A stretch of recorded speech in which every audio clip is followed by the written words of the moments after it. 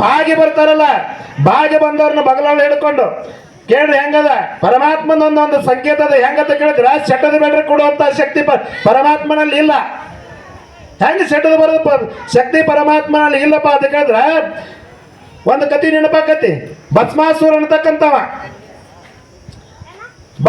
ಅಂತಕ್ಕಂಥವ ಮೊಟ್ಟ ಮೊದಲಿಗೆ ಪರಮಾತ್ಮನಿಗೆ ಬಸವನಲ್ಲಿ ಅರ್ಪಣೆ ಮಾಡ್ತಿದ್ದ. ಮೊಟ್ಟ ಮೊದಲಿಗೆ ಪರಮಾತ್ಮನಿಗೆ ಬಸವನ ಅರ್ಪಣೆ ಮಾಡುವಂತ ಯಾವ್ದೊಳಗ ಎಲ್ಲಿ ತಿರುಗಾಡಿದ್ರು ಕೂಡ ಏನಪ್ಪ ಅಂತಂದ್ರೆ ಸಾವು ಅಂತಕ್ಕಂಥದ್ದಿಲ್ಲ. ಚಿತಾಭಸ್ಮ ಪರಮಾತ್ಮನಿಗೆ ಸಿಗದಾಗಿ ಹೋಗಿತ್ತು. ಸಿಗದಾಗಿ ಹೋದಾಗ ಪರಮಾತ್ಮನಿಗೆ ಬಂದು ಕೇಳ್ತಾನ, ಅಲ್ಲ ನಿನ್ನ ಸೇವಕಿದಿನ್ನ ಇವತ್ತೇನಪ್ಪ ಅಂತಂದ್ರ ಈ ಬ್ರಹ್ಮಾಂಡದೊಳಗೆ ಎಲ್ಲಿ ತಿರುಗಾಡಿದ್ರು ಕೂಡ ಒಂದು ಕೂಡ ಇವತ್ತೇನು ಯಾರು ಮರಣಾಗಿಲ್ಲ, ಯಾರ್ದು ಚಿತೆಯನ್ನ ಉರಿಲಿಕ್ಕತ್ತಿಲ್ಲ, ಚಿತಾಭಸ್ಮ ಸಿಗ್ತಾ ಇಲ್ಲ, ಹೆಂಗ ಮಾಡ್ಬೇಕಂತ ಕೇಳಿದ.